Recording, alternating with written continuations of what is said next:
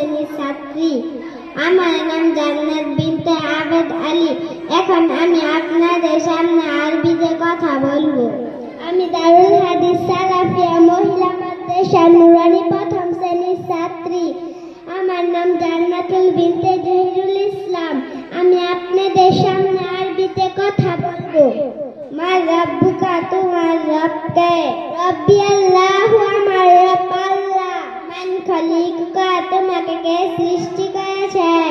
আল্লাহু খালিকু, আল্লাহ আমাকে সৃষ্টি করেছেন। মান মুহাম্মাদুন, মুহাম্মদ সাল্লাল্লাহু আলাইহি ওয়াসাল্লাম কে?